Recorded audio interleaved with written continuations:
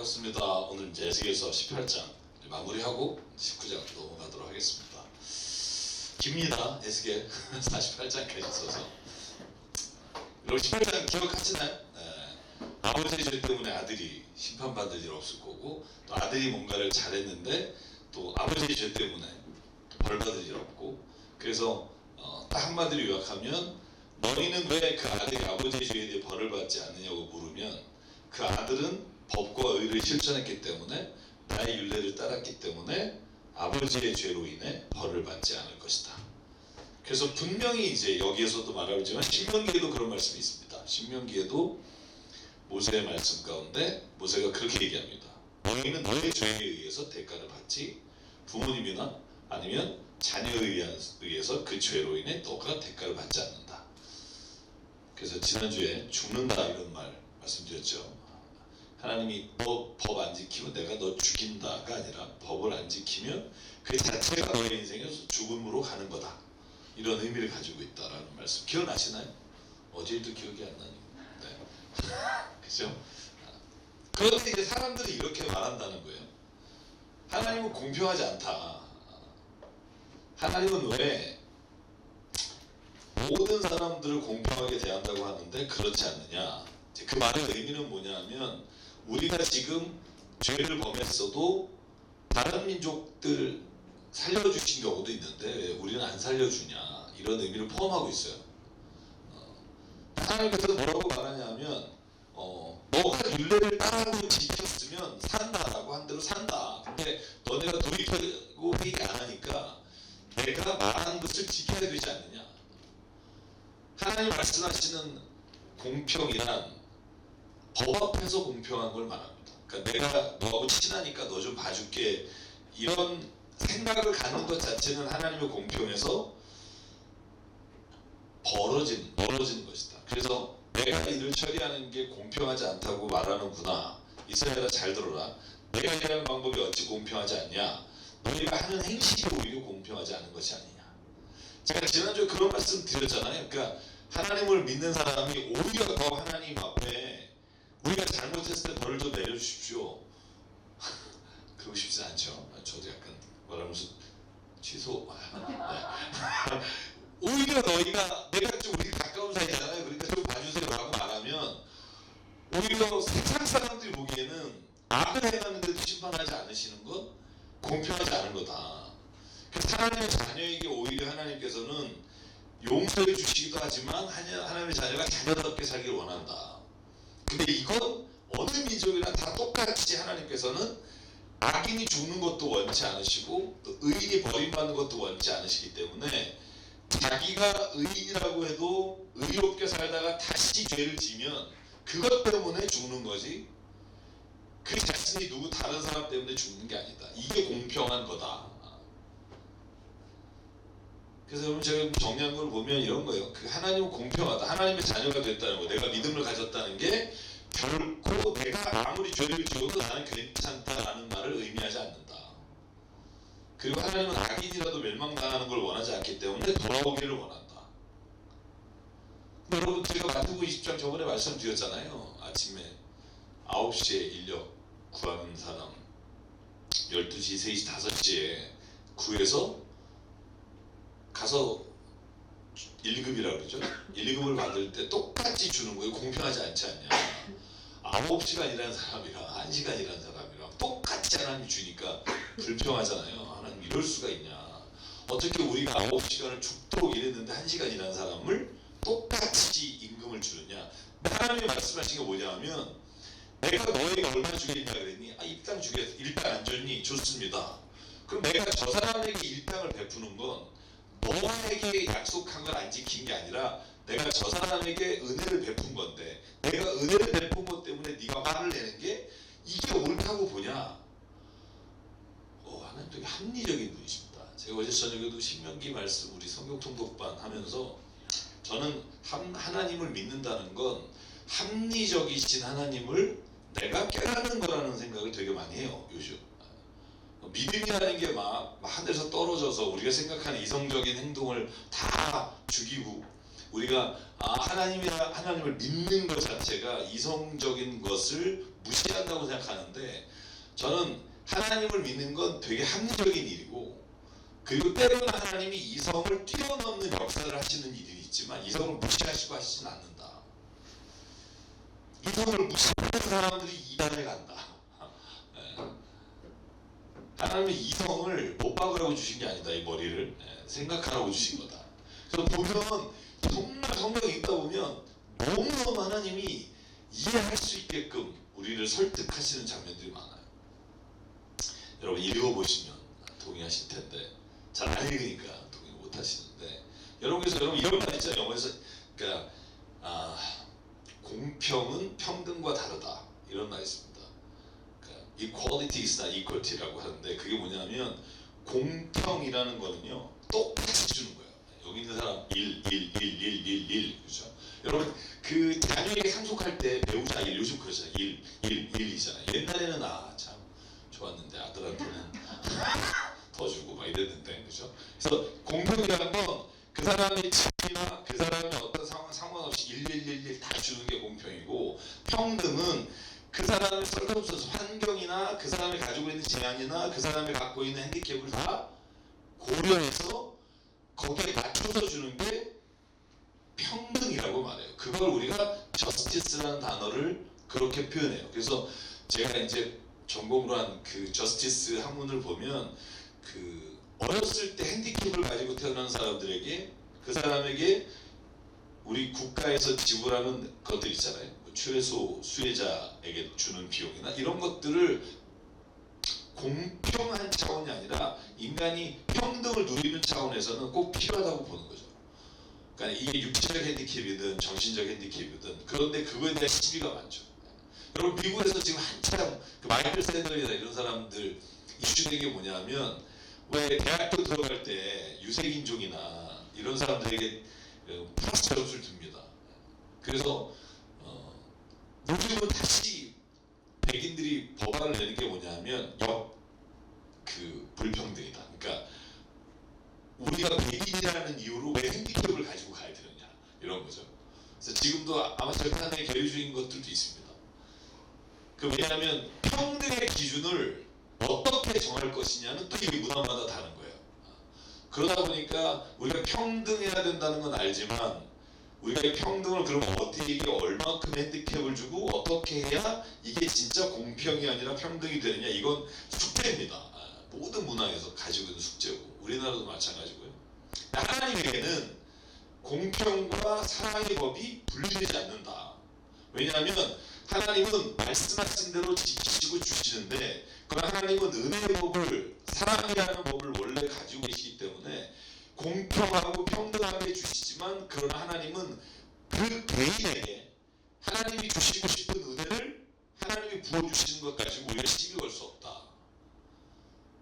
시비 걸고 싶잖아요. 그렇죠? 우리가 시비 했는데 왜 똑같이 주냐 이러면, 근데 하나님이 뭐라고 말하냐면, 내가 은혜를 베품으로 너가 화를 내느냐 이렇게 물어봐요. 근데 이제 역으로 제가 말씀드렸잖아요. 그게 만약에 우리 아버지였다면 우리가 화를 낼까? 안 낸단 말이죠. 제가 마태복음 10장 지난주 설명드렸잖아요. 그러니까 그런 식으로 내가 아버지가 그렇게 힘들면 불평등하다고 말하는 게 아니라 고맙다고 하겠죠.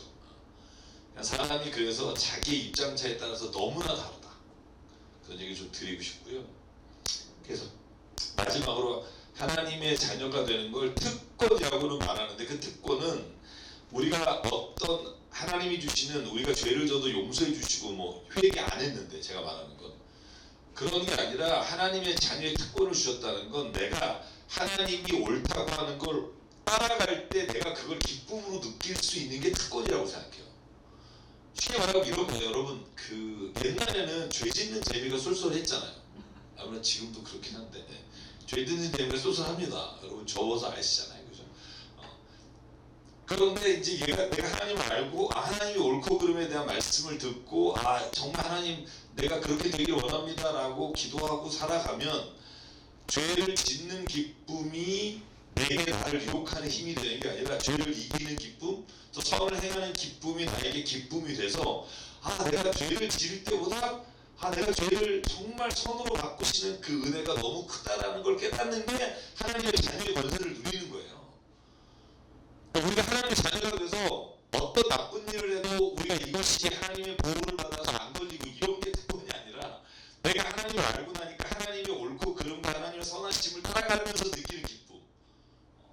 내가 하나님 은사에게 자녀가 되는 권세를 주셨다라고 이거는 혈육이나 육에서 난 게 아니다라고 말씀하시는 게 이해가 시작하면 내가 믿음의 길에 들어갔다고 생각하시면 된다고 생각해요.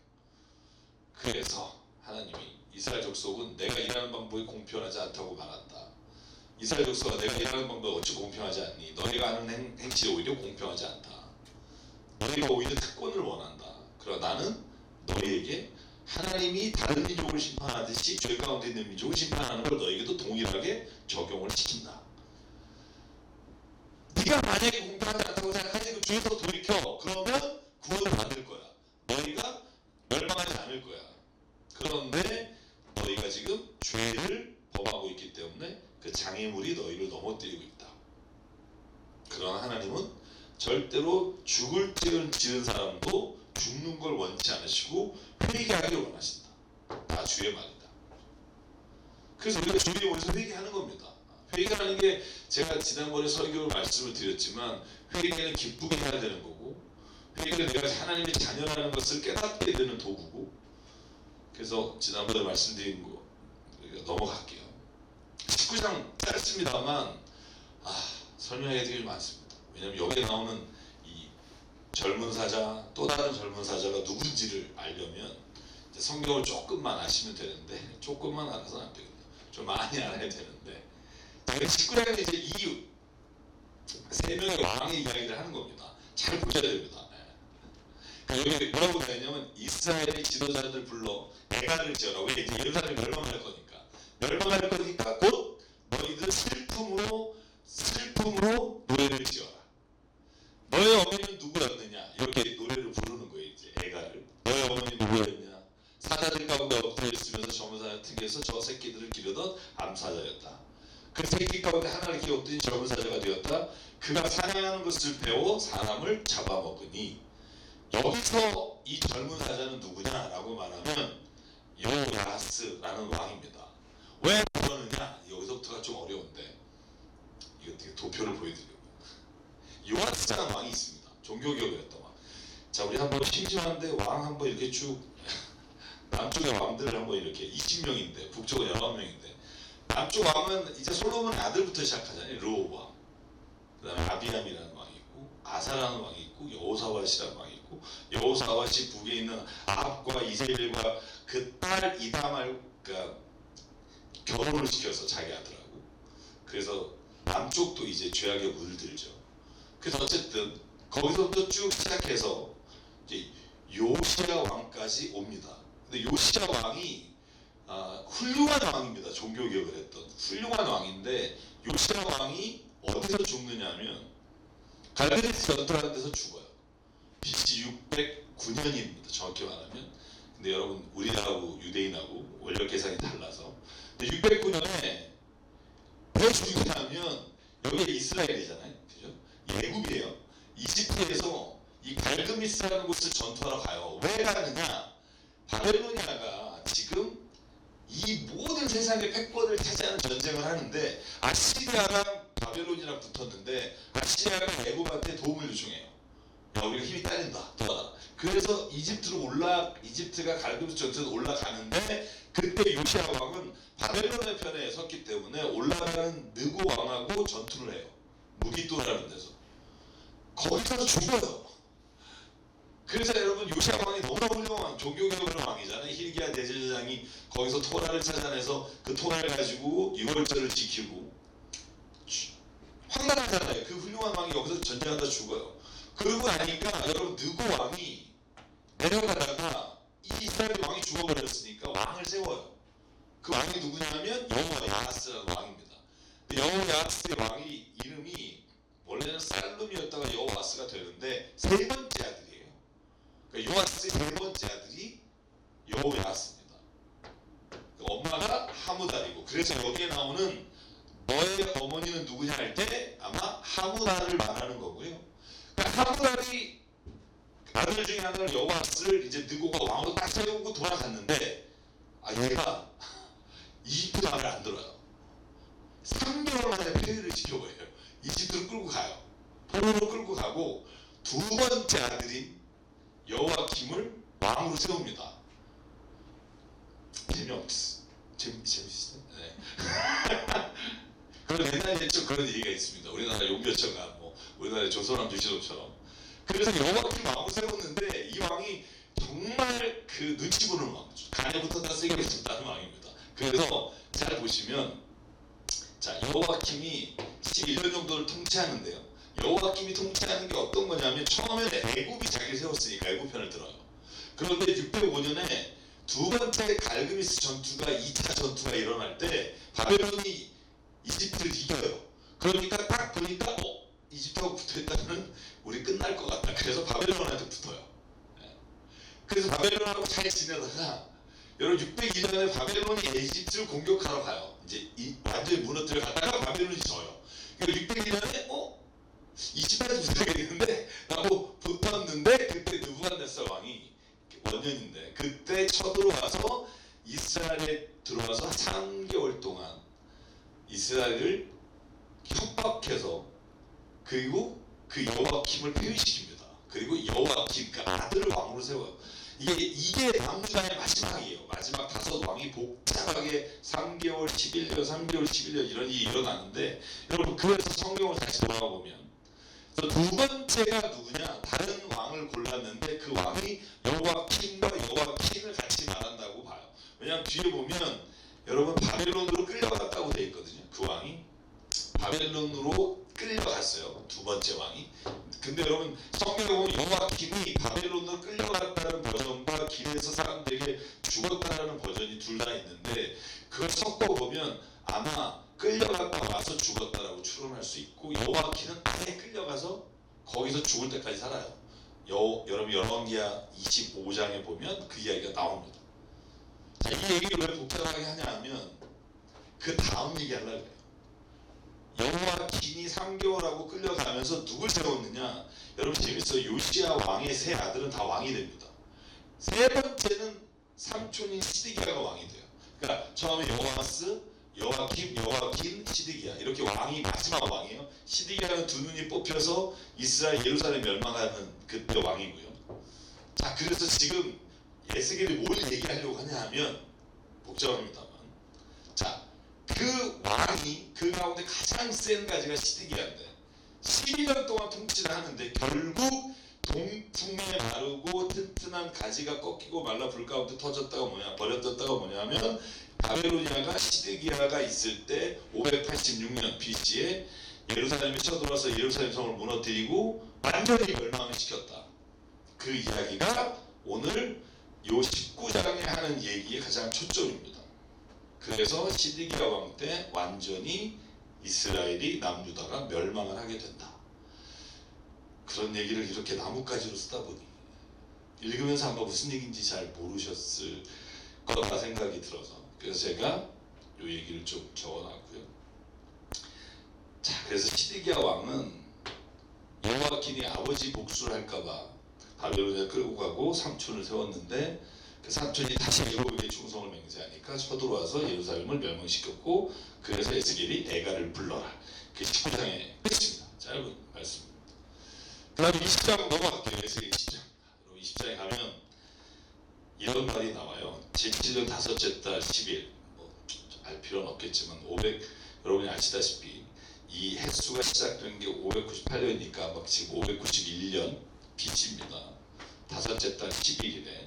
그때 하나님이 또 말씀하셨어요. 여러분 에스겔은 마지막까지 하나님이 언제 몇 년도에 말씀하셨다라는 말이 계속 나옵니다. 장로들이 그 가운데 서서 에스겔 앞에 나왔을 때 하나님이 에스겔에게 말합니다. 장로들한테 네가 좀 말해라. 나 주 하나님이 말한다. 너희가 나의 뜻을 물으려고 하느냐? 나는 너에게 묻는 것을 허락하지 않는다. 대답하지 않겠다. 여러분 이게 무슨 말일까요? 저는요 이게 요즘에도 우리에게 하신 말씀 같은 생각이 들어요. 난 네가 아무리 나에게 기도하고 하나님 뜻을 물어보고 난 대답 안 하겠다. 여러분 그런 적 있지 않나요? 기도했는데 아무런 안 들려요 뭐 이런 대답이 없는 것 같은 느낌?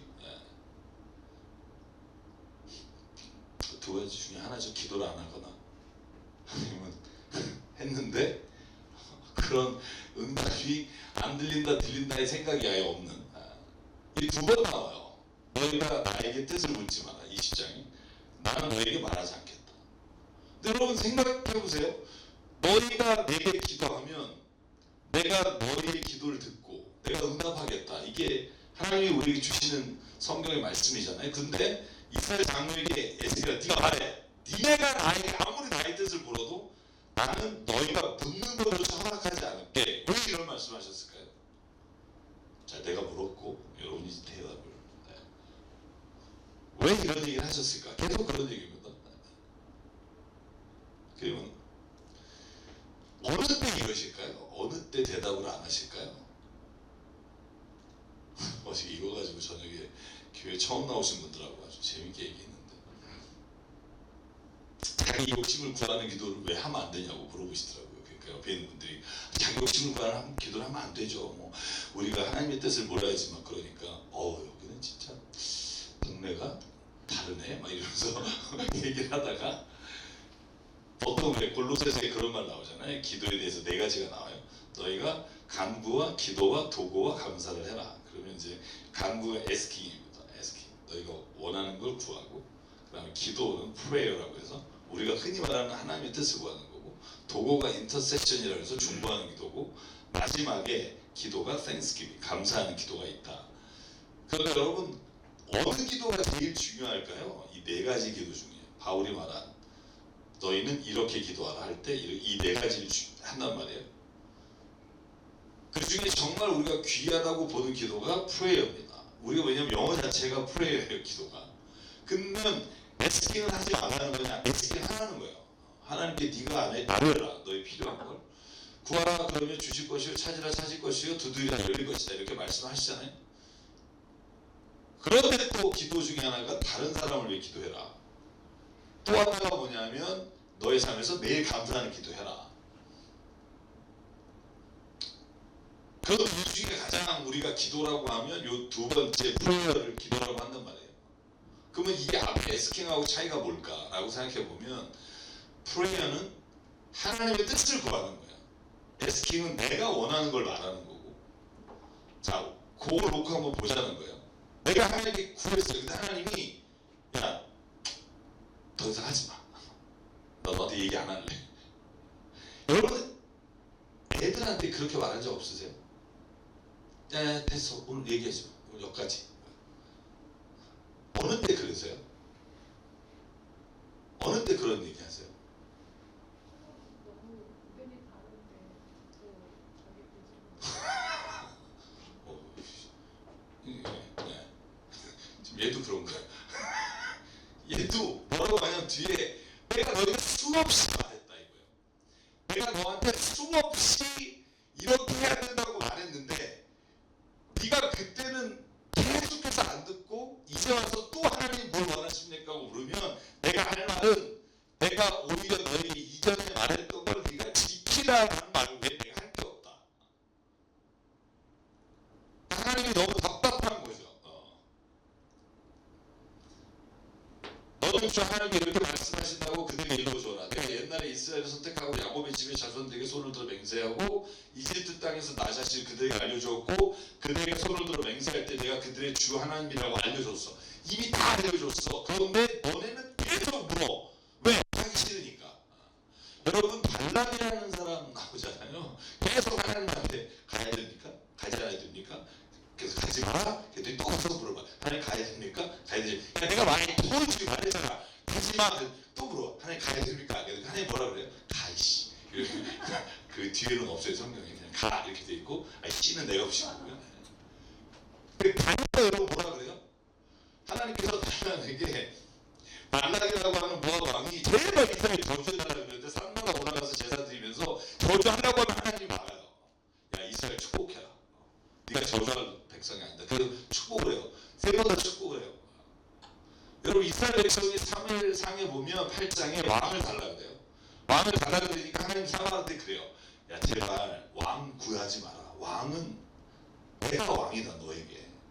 왕을 구하면 어떤 일이 있는 줄 아니? 첫째, 왕을 구하는 순간 네가 소작한 모든 것들의 11조 11조 왕에게 바쳐야 돼.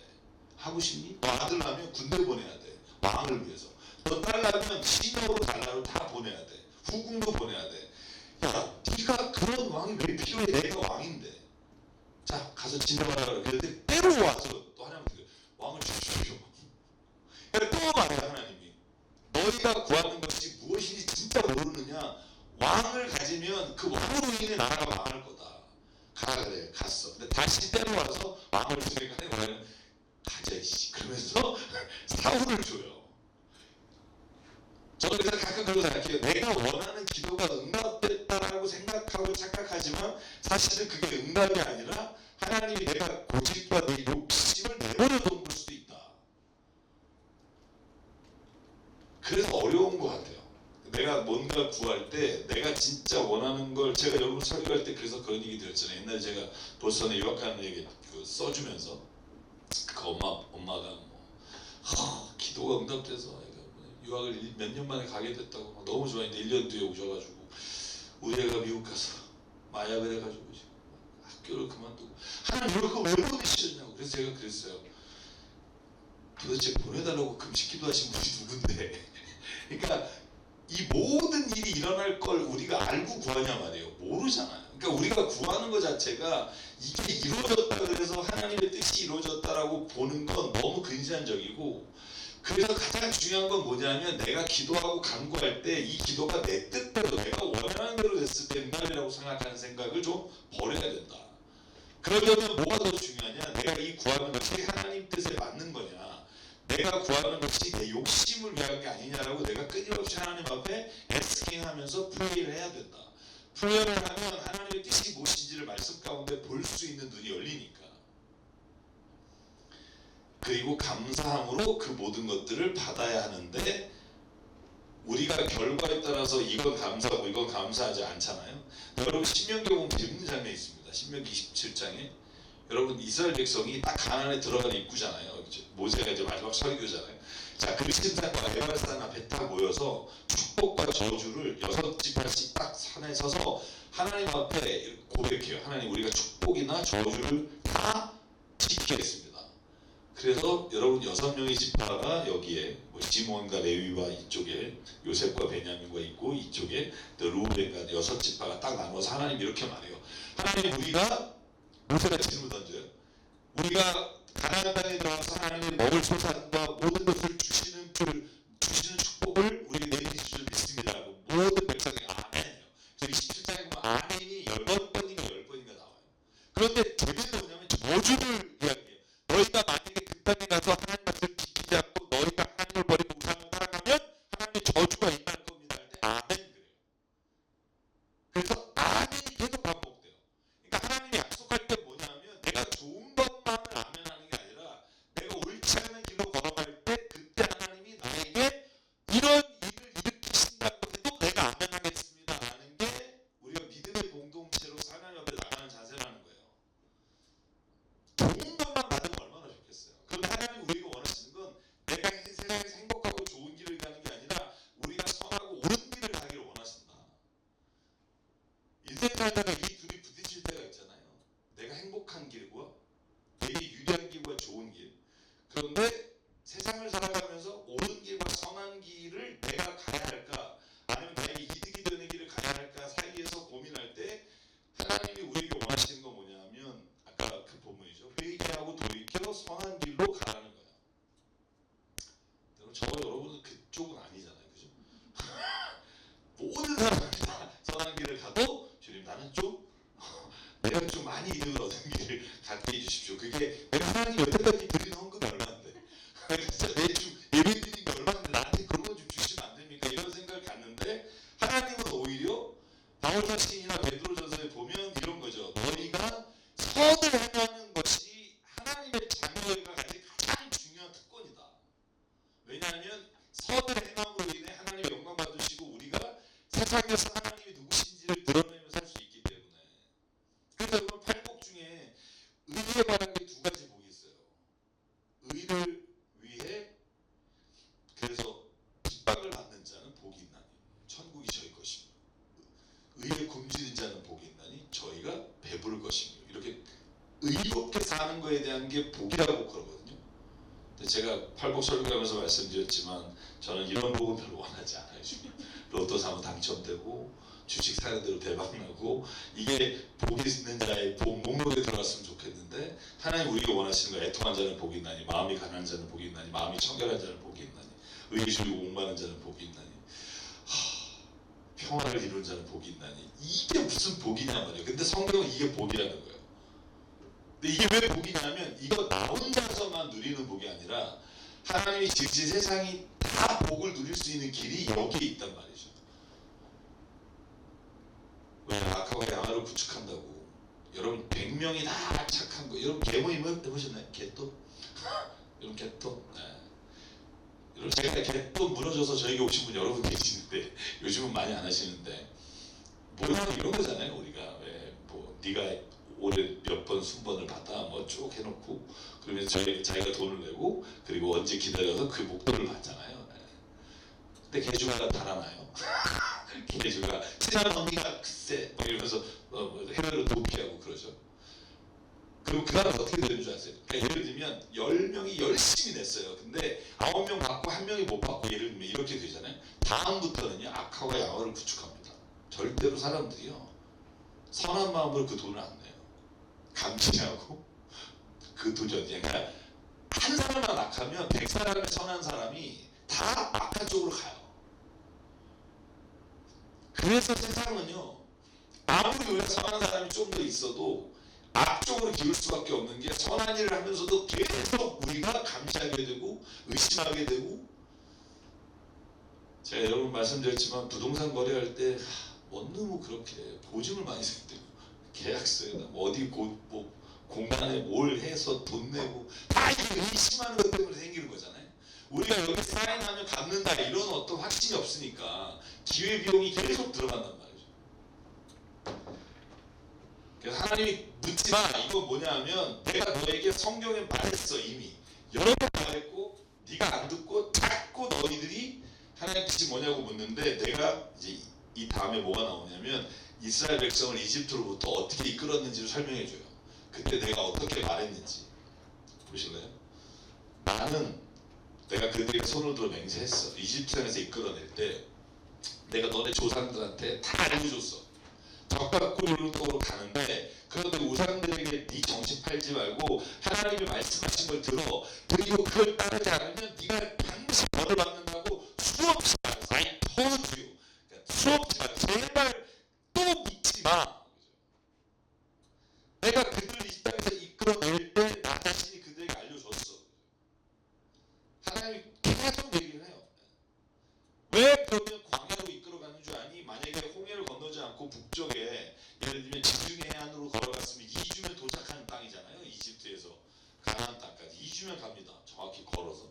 그런데 이걸 홍해를 건너고 가데스 바네아에서 40년 뺑뺑이 돌고 그렇게 한 이유를 오늘 뭐라고 말하냐면 내가 그들을 하나님의 뜻 가운데 따라서 살아가는 연단의 시간을 준 거야.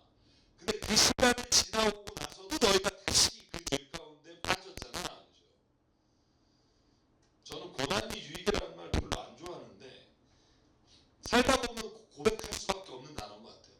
내가 만약에 인생에 고난이 없었으면 내가 성품이나 인격이 이렇게 노력하고 내가 하나님 앞에서 변하기를 간구할 수 있었을까?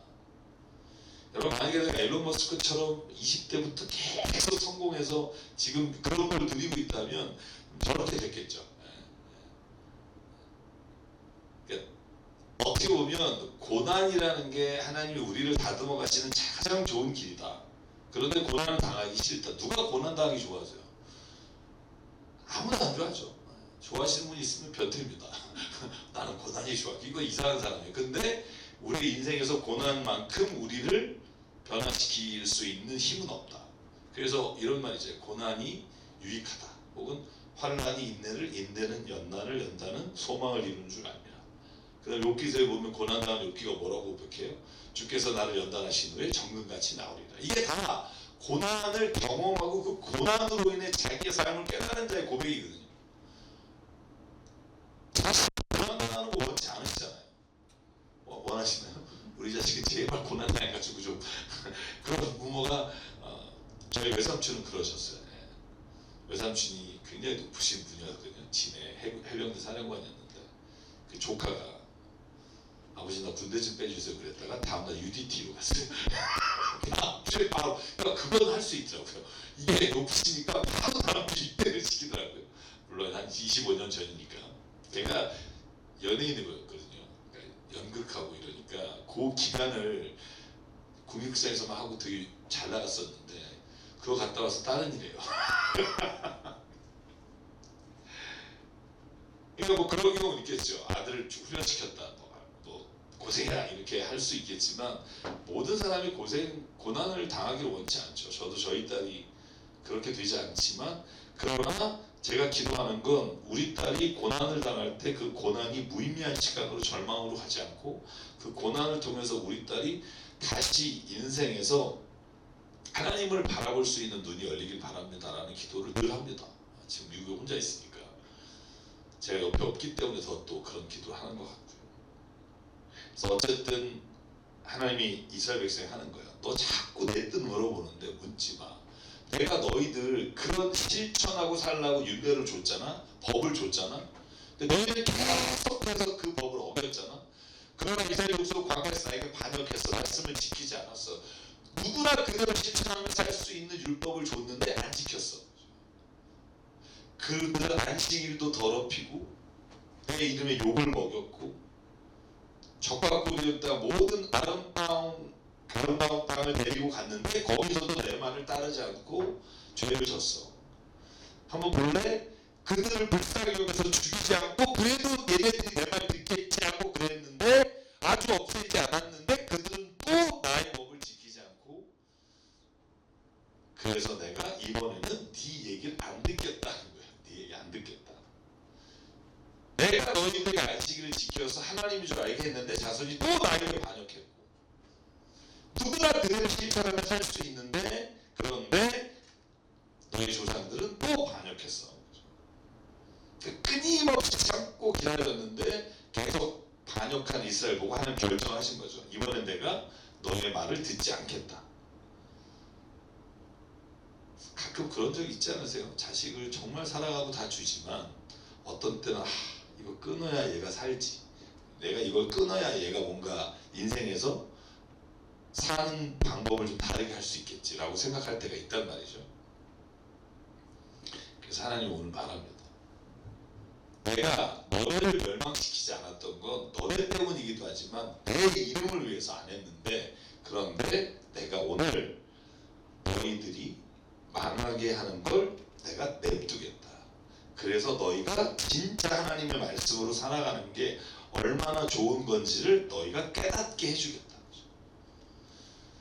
너희가 우상에게 팔려서 나의 규례대로 살지 않고 나의 율법을 배척하고 안식일을 더럽혔는데 내가 그래서 그들을 망하게 해서 내가 주인인 줄 주님이신 줄 알게 하겠다. 이게 이제 20장에 하시는 말씀. 이 장이 굉장히 깁니다. 49절까지 있어서. 그리고 나서 또 얘기해요. 그러니까 제발 묻지 마. 나의 삶을 두고 맹세하는데 이번엔 내가 대답하지 않아. 너에게 이미 다 말했어. 너희 조상들에게도 말했고 너에게도 말했고 예언자를 통해서 말했고 말씀을 통해서 말했는데 너네는 그걸 지키지 않았어. 그래서 오늘날까지 상당, 나바라는 뜻이 높은 곳, 하이 플레이스잖아요. 상당이라는 게 하이 플레이스예요. 그러니까 예를 들면 이스라엘 백성이 상당에서 제사를 드렸다 그러면 하나님이 정하신 장소가 아니라 지가 보기에 높은 장소에 가서 거기서 다른 우상들을 섬기는 일을 했다는 거죠. 그래서 우상은 지난주에 설명드렸기 때문에 우상은 결국은 내가 정성을 들여서 내가 원하는 걸 받는 거죠. 자식을 바쳐도 내가 원하는 걸 받기 위해서 바치는 거고. 그런데 하나님이 원하는 건 네가 원하는 걸 받는 게 아니라 내가 원하는 사람이 되는 거다. 그게 제일 힘들잖아요. 저도 맨날 맨날 저하고 싸우는데.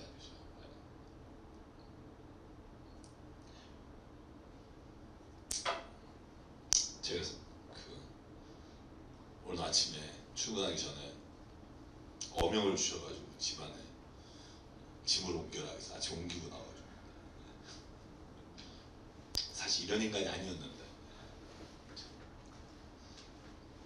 하나님이 그렇게 하라고 하면, 그러니까 그런 것 같아요. 그러니까 하라고 하는 걸 하면 다 행복해요. 하라고 하는 걸 왠지 핑계 대고 합류하면 다 행복하지가 않아. 그 단순한 건데 왜 그렇게 하기 싫죠? 목사님, 제가 하라면 더 하기 싫어. 제가 어떤 성격이냐면 이런 거 있잖아요. 왜 설거지 하려고 일어나려고 해서 설거지 하려고 가는데 집사님 설거지 좀 하고 가 그러면 아니 내가 노는 줄 나가는 성격 있잖아요. 왜 그 곤조? 하려고 했다가 또 하라 그러면 왠지 뭔가 괜한 자존심 뭐 이런 거. 근데 그게 정말 쓸데없다는 걸 깨닫고 난 다음부터 그냥 하시라면 하고 하지 말라면 안 하고 가장 행복한 거고, 전 하나님의 제가 10계명을 지키는 사람이 행복하다고 생각하는 이유가 10계명을 다 지키면 너무 행복한 세상이에요. 하나를 안 지키면 내가 소년용 같은 거 못한다니까요. 하나를 안 해. 그러면 나도 쟤도 안 하는데 내가 왜 해? 라고 되면 이게 자꾸 악화가 양화를 구축해요. 양화, 그러니까 옳은 일을 쫓아내는 거예요. 악한 일이. 그런데 누군가가 그러든 말든 제가 그래서 이득을 취하든 말든 내가 그냥 이 일이 옳은 일이니까 선한 일이니까 하면, 그러면 하나님은 그 하는 일을 통해서 이 세상을 바꾸시겠다는 거예요. 우리 집을 바꾸시겠다는 거예요. 교회를 바꾸시겠다는 거예요. 네가 쟤가 왜 쟤는 저 모양이지? 라고 얘기하는 게 아니라 그냥 묵묵히 그냥 하나님이 네가 낮은 자가 되고 네가 십자가에 죽고 네가 정말 하나님의 선한 일을 하는 걸 기뻐해. 그러면 내가 네가 있는 자리를 하나님의 나라로 바꿀게. 그래서 누군가 하면 그게 된다는 거예요. 희한하게. 근데 쟤는 안 할 때 왜 하지? 여러분 제가 여기서 바꿨잖아요. 여기 청소하는 거 남녀성교회 별로 이제 1남녀성교회가 첫 주, 2남성교회가 둘째 주 이렇게 하다가 저 회의하다 저희 바꿨잖아요. 우리 남녀성교회 그냥 하고 싶은 사람이 합시다. 그냥 그랬더니 우리가 이거 할게요. 그래서 지금 계속해요. 남성교회가 더 계속 큐티 하시는 분들이 한단 말이에요. 힘들죠. 근데 교회가 자꾸 이게 균등하게 가려고 하니까 사실 교회나 주님의 신앙은 균등하게 돼서 역사가 일어나지 않더라고요. 예수께서 만약에 야 내가 십자가까지 지는데 목까지 박혀야겠냐? 야 네 못은 네가 박혀. 내가 십자가 지고는 갈게. 여러분 이렇게 서로 균등하게 나오면 우리가 예수님한테 감격이 될까요? 안 돼요. 내가 예수님의 십자가를 바라보면서 감격하는 이유는 그럴 죄를 지지 않으신 분이 모욕과 멸시와 침뱉음을 당하시면서까지 사랑한다고 말해주는 걸 러브레터를 받았기 때문이에요. 그걸 받았는데 나는 자꾸 여기서 막 균등한 걸 원한다 그러면 이제 그 은혜는 사라지고 여기에는 법만 남게 돼요. 세상에 제일 불안한 장소가 법 지키면서 살아가는 거. 그러니까 제 말은 뭐냐면 이 법을 내가 기쁨으로 지키는 게 아니라 법으로 모든 걸 따지는 세상은 참 행복하지 않아요. 남편과 아내 사이를 법으로 따지잖아요. 정말 그런 것처럼 살지 말아야 되는 그런 게 없습니다. 법은 기본이고 그 이상을 해야 서로가 감동을 하잖아요. 너는 하냐 이런 거 묻지 마시고 그냥 그건 알아서 해결하는 걸로 하시고. 그래서 여러분 하나님이 결국 말해요. 이제는 내가 너네들한테 맡기지 않고 내가 직접 다스리겠다. 너희가 품고 있는 생각대로 절대 되지 않을 거다. 왜? 내가 이미 너에게 수백 년 동안 말했지만 지켜지지 않았기 때문에 내가 그냥 내 능력의 발로 너희를 다스리겠다. 내가 이집트 땅 광야에서 너희 조상을 심판한 것과 같이 너희를 심판하겠다. 그리고 너를 언약의 띠로 맬 것이고 너희가 그때서야 내가 이 말씀을 지키고 사는 게 은혜구나 라는 걸 너희가 뼈저리게 알게 하겠다. 그래서 여러분 이스라엘 백성이 예루살렘 멸망되고 포로 갔다가 70년 뒤에 올라와서 여러분 예루살렘 성을 다시 짓고 하는 동안에 여러분 그 이스라엘 백성이 함께 모여서 하나님의 말씀, 하나님 얼마나 우리에게 베푸신 것이 큰지를 감사하는 제사를 드린단 말이죠. 그래서 그런 거 하잖아요. 남자 군대 갔다 와야 된다. 뭐 이런 얘기를 왜 하냐면 고생 좀 해봐야 된다. 근데 실제로 갔다 와서 바뀌는 애들이 꽤 많아요. 왜냐하면 자기가 경험해보지 못했던 고생하는 걸 해보면 군대 가는 데가 그런 데잖아요. 심심하면 밟아주고 뭔가 한가하면 때려주고 막 이런 데였거든요. 제가 다닐 때. 그러면 내가 왜 맞고 있지 이런 생각이 들어요. 제가 벌써 군 생활한 게 89년도니까 36년 됐네요. 그때 생각해보면 내가 왜 맞는지도 모르고 맞고 살았던 것 같아요. 좌로 번호 그때 좌로 번호 그러면 1, 2 하나 둘 셋 넷 해야 되는데 저희는 포병이라 숫자가 다르다고 말씀드렸잖아요. 하나 둘 3, 넷 5, 6, 7, 8, 9, 0이 5, 8, 7, 8, 넷, 살, 둘, 하나. 요번에 여러분 그 비행기에서 잘못 쏴서 폭파됐잖아요. 이거 너무나 그럴 수 있는 일입니다. 왜냐하면 우리가 모는 종이로 옛날에 지금은 그렇게 안 하겠지만 어쨌든 이렇게 포병 숫자를 얘기하는 게 200, 300, 400 이 듣기에 잘못 들으면 그래서 하나, 둘, 3, 넷이에요. 셋, 넷이 헷갈리니까 유선상으로 셋, 넷 헷갈리잖아요. 모금 문자로 요게 하나가 1kg예요. 그러면 민가 때리는 거예요. 그러니까 포병들에게는 숫자가 말할 때 하나, 둘, 3, 넷, 5, 6, 7, 8, 9, 0 하나하나가 구분되는 숫자를 불러줘야만 그래야 우리가 잘못 포탄이 떨어지지 않을 수 있거든요. 그러니까 무지개 맞았어요. 저희 숫자 때문에 맞았어요. 그러니까 정신 차리면 해요. 하나, 둘, 3, 넷, 5, 6, 7, 8. 근데 밥 먹으려고 모여서 전화번호 하나, 둘, 셋. 왜 맞는지 모르죠? 근데 제가 이게 왜냐면 그리고 나잖아요. 그러면 세상에서 그냥 밥 주니까 얼마나 행복한지 몰라요. 그냥 밥만 줘도 너무 행복하고 걸어가는 동안에 선두 제자리 하면 또 한 달짜리를 뭘 하고 밥 먹을까 이런 고민하다가 나오면 정말 어머니가 차려주신 그 밥이 얼마나 맛있나 뭐 이런 거죠. 그러니까 제가 그러니까 고생이라 이런 게 아니라 인생은 그래서 미리 깨달으면 너무 좋은데 하나님이 이렇게 할 때까지 이스라엘 백성이 따르지 않았고 이따가 죄의 목록 21장에 쫙 나옵니다. 내가 너네들이 정말 잘 살았다고 내가 목록 한번 불러줄까? 그래서 21장은 다 죄의 목록이에요. 다 죄의 목록. 니네가 제사장은 이렇게 예언자는 이렇게 했고 이스라엘 백성이 이렇게 했고 이렇게 했는데 너가 이거 한번 보여줄게라고 보여주는 죄의 목록이에요. 제가 오늘 목록만 보여드릴게요. 21장. 어쨌든 그래서 덫을 다스리고 그래서 내가 이제 진짜 내가 얼마나 거룩한 자인지를 드러내겠다. 너희가 이 일이 다 있은 후에 우상을 버리고 내 이름을 더럽히지 않고 이스라엘 온 백성이 그 땅에 사는 모든 사람이 나를 섬기는 때가 올 거다. 나는 하나님께 너희를 기쁘게 맞이하겠다. 그때는 너희를 버리는 게 아니야. 너희가 새롭게 되기를 원해. 그러면 내가 이방 사람들 다른 모든 사람들 앞에서 너희를 통해 나의 거룩함이 드러날 거야. 하나님 원하시는 걸 죽이는 대로 원하시는 게 아니라니까요. 우리가 법을 자꾸 하나님 안 지키면 죽인다, 안 지키면 나에게 피해를 준다, 안 지키면 나를 힘들게 한다. 그런 게 아니에요. 지키는 자에게 하나님이 주신 은혜가 있으니까 그 법을 지키라고 하는 거죠. 그래서 결국 내가 너희를 이렇게 다스리겠다 하시는 거죠. 그래서 여러분 직접 하나님이 다스려서 다시 이 세상을 하나님의 세상으로 돌려놓을 테니까 너희가 제발 내가 말하는 것을 따라와라. 그래서 맨 마지막 49절이 마지막인데 결국 내가 이 땅의 주인인 것을 알게 하겠다. 이 말은 뭐냐면 하나님을 섬기고 제 주일에 설교드렸지만 예배를 드리는 목적이 하나님이 막 하나님께 여기에 목적이 있지 않고 우리가 그렇게 하나님 앞에 나와서 나를 돌이키고 회개하고 세상에 나가서 주님 뜻대로 사는 게 예배의 목적이에요. 예배 목적 뭘 하나님의 영광 하는 게 그 목적으로 끝나지 않는다는 거예요. 제가 미가서 가지고 말씀 나눴잖아요. 결국은 우리가 그럼으로 인해 너희가 공평을 행하며 공의를 행하며 너희가 인자를 사랑하며 너희가 하나님과 함께 동행하는 그걸 위해 예배를 드리는 거다.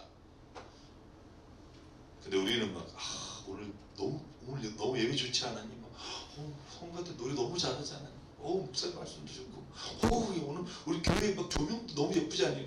이러고 예배 잘 드렸다고 생각해요. 전혀 상관없거든요. 예배 잘 드렸다. 신명기에 보면 하나님의 제단을 쌓을 때 어떻게 쌓으라고 나오죠? 그 돌을 어떻게 하라고 나와요? 다듬지 말라고 나와요. 그러니까 여러분 그 돌을 뒤에서 주어다 놓는 거예요. 돌을 정으로 다듬거나 절대 다듬지 마. 근데 여러분 생각해 보시면 하나님이 계단을 쌓는데 멋있게 해야죠. 그래서 딱딱딱딱하게 맞춰야지. 근데 신명기에 모세가 아주 못을 박아요. 너희가 하나님 앞에 계단을 쌓을 때는 다듬지 않은 돌로 해라. 왜냐하면 다듬는 건 우상에게 바치는 거다. 무슨 말이에요? 보기 좋은 거를 꾸미는 걸 우상에게 바친다고 말해요. 그러니까 이런 거예요. 예배가 이걸 분위기 좋고 이러면 예배 잘 된다고 생각하지만 결국 그건 예배 드리는 게 아니고 그건 내가 지금 뭔가 문화에 취하고 감정에 취한 거지 하나님하고 관계없는 성령의 임재가 아니다. 그러니까 돌을 다듬지 말고 있는 그대로 아주 두더라도 너희가 하나님 앞에 나올 때는 너의 마음 강한 심령을 가지고 너희가 제물이 돼서 드리는 예배를 받으시지 막 멋있게 정으로 쪼개서 막 그래서 아무 형상도 만들지 마라. 여러분 10계명에 2계명이 유상을 만들지 말라는데 이 말이 뭐냐 하면 너희가 보기에 아름다운 것을 가지고 자꾸 이게 하나님이라고 말하지 마라. 출애굽기 32장에 여러분 아론과 많은 사람들이 귀, 목걸이, 코걸이 다 빼서 다 금으로 황금 만들고 기가 막히게 멋있다.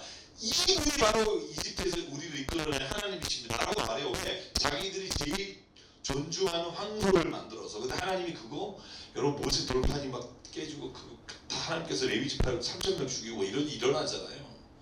왜 일어나요? 하나님이 아닌 걸 하나님으로 하는 거예요.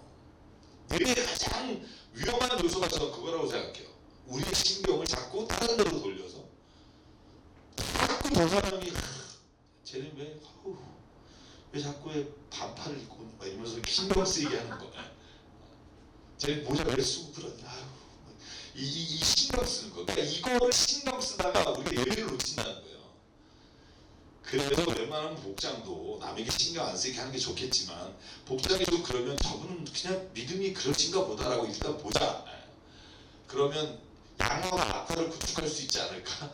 우리가 더 선하고 더 좋은 마음을 가진 사람이 많아지면 더 좌우를 생각하는 사람들이 물러나게 되는 일이 일어난다. 그게 진짜 변화다. 그래서 결국 하나님은 이렇게 말합니다. 너 주의 말을 들어라.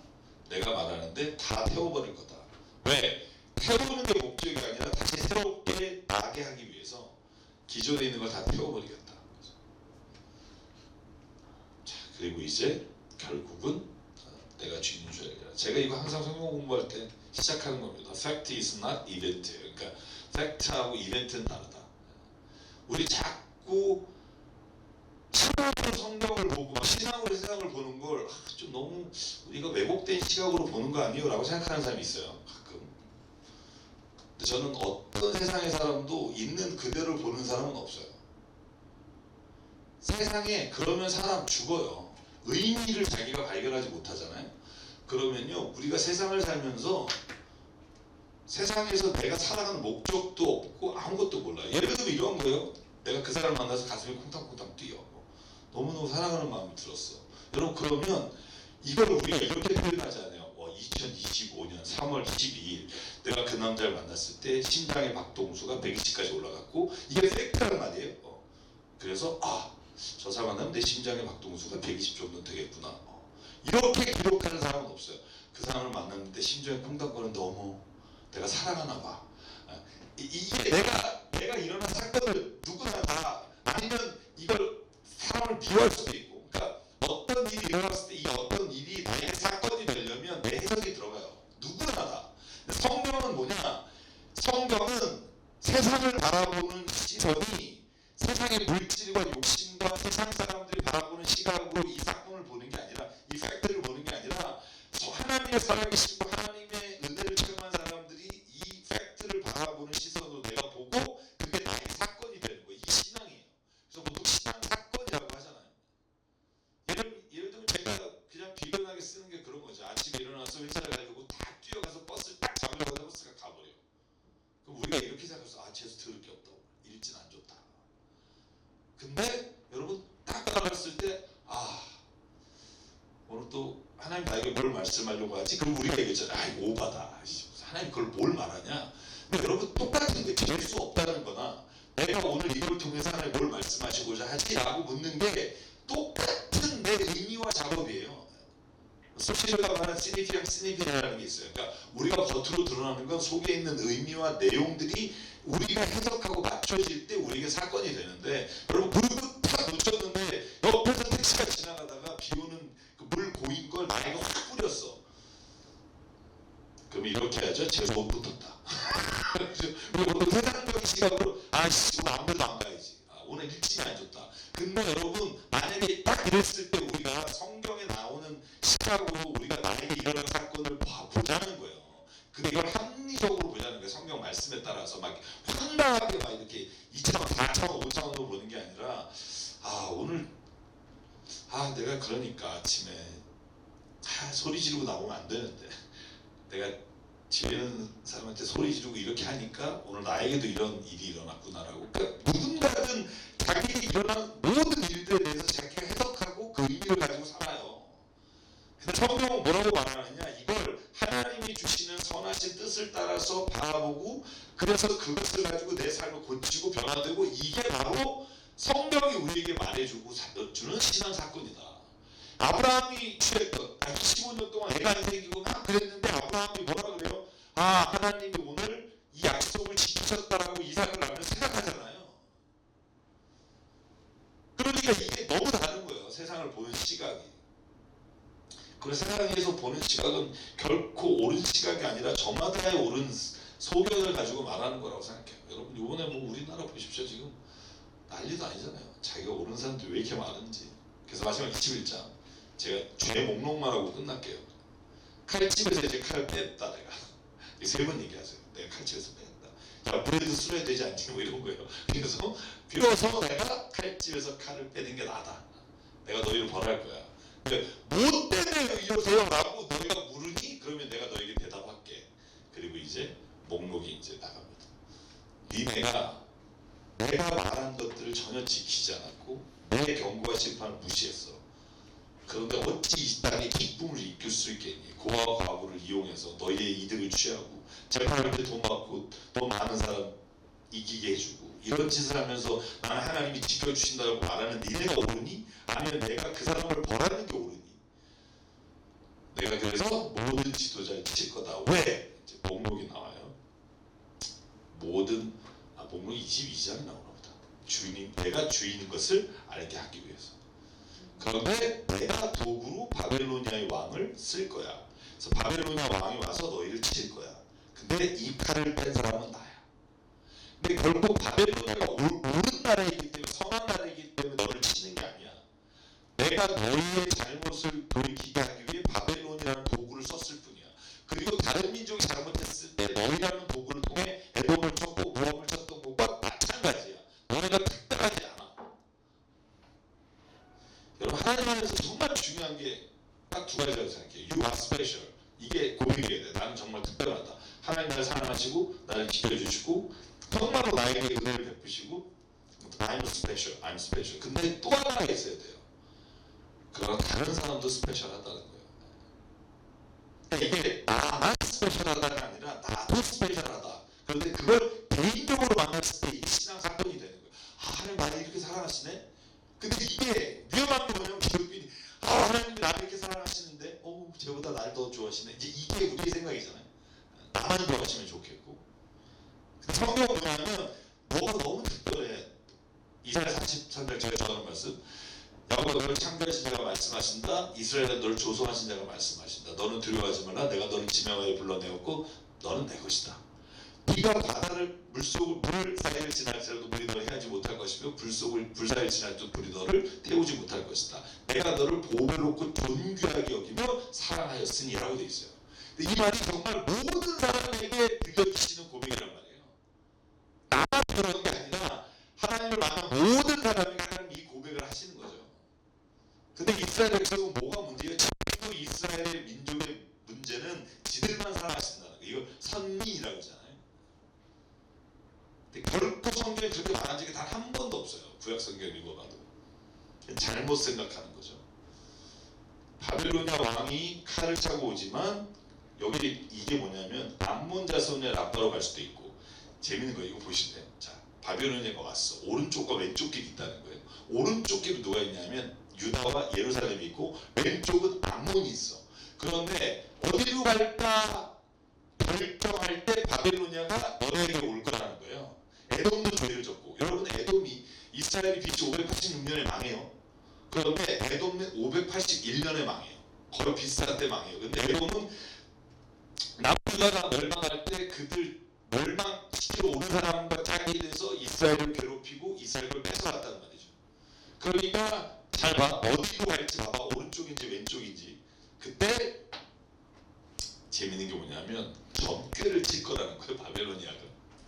바벨로니아 왕이 북일이 시작되는 갈림길에서 점괘를 치려고 화살을 흔들거나 드라비 무상에게 묶거나 희생제물의 간을 살펴서 점을 칠 거야. 근데 점괘가 오른쪽에 있는 예루살렘으로 가갖고 나와서 성령을 허물고 다 죽이라고 되어 있으면, 자, 예루살렘 주민에게는 이것이 헛된 점괘로 보이겠지. 야, 뭐 우상에게 하는 점괘가 하나님의 뜻이겠어라고 니네가 말할지 모르나, 걔네들 왜냐면 나의 하나님 안 믿으니까 걔네들 뭔가 점괘를 가지고 하겠지만, 그러나 예루살렘 주민에게는 자신들의 죄를 상기시킬 것이며 예루살렘 주민이 바벨로니아 왕의 손에 잡혀갈 것임을 경고할 것이다. 그러니까 제가 제목을 이렇게 걸었어요. 이게 맞는지 모르겠지만 읽으면서 제가 느낀 게, 때로는 세상의 점괘도 하나님의 경고일 수 있다. 그러니까 세상에 일어나는 많은 일들이 때로는 내가 하나님의 뜻을 깨닫게 하시는 도구가 될 수 있다. 그래서 세상을 볼 때, 그래서 마지막 그날이 온다. 이 극악무고한 이스라엘 왕이 누구였죠? 아까 말한 시드기야 왕입니다. 정말 흉악한 왕이라고 나와 있어요. 너가 왕관을 벗고 면류관을 제거하고 낮은 사람 높이고 높은 사람 낮추어라. 내가 무너뜨리고 또 무너뜨릴 거다. 그러나 이런 일도 다시는 있지 않을 거다. 그리고는 암몬 자손도 받을 일에 대해 하나님께서 미리 예언하십니다. 점쟁이들이 너에게 보여준 점괘는 헛된 것이요 너에게 전한 예언도 거짓말이다. 그러므로 네가 죄를 졌으니 네가 악하니 그날이 온다. 그날, 예언서에서 가장 많이 나오는 날입니다. 하나님이 심판하는 날. 의인에게는 구원의 날이고 악인에게는 심판과 저주의 날이다. 그래서 그날이 온다 그러면 어떤 사람은 기쁘고 어떤 사람은 두려움에 떤다. 그래서 그날은 어떻게 맞이할 거냐를 결정해라. 그런 얘기고요. 그래서 하나님은 친히 칼을 집을 가지고 심판하신다. 그래서 22절 다음 주에 하죠. 죄가 워낙 많아가지고 제가 죄를 너무 많아요. 죄가 너무 많아가지고 그래서 다음 주에 어떤 죄 때문에 하나님이 이렇게 말씀하시는지 제가 줄치면서 고의 내용도 나오고 정말 많이 나옵니다. 우리가 살아가면서 불의와 이득을 취하고. 그래서 한 시간이 됐네요. 네. 다음 주에 저희가 또 뵐 수 있기를 바랍니다. 안녕히 행복하십시오. 샤ሎም.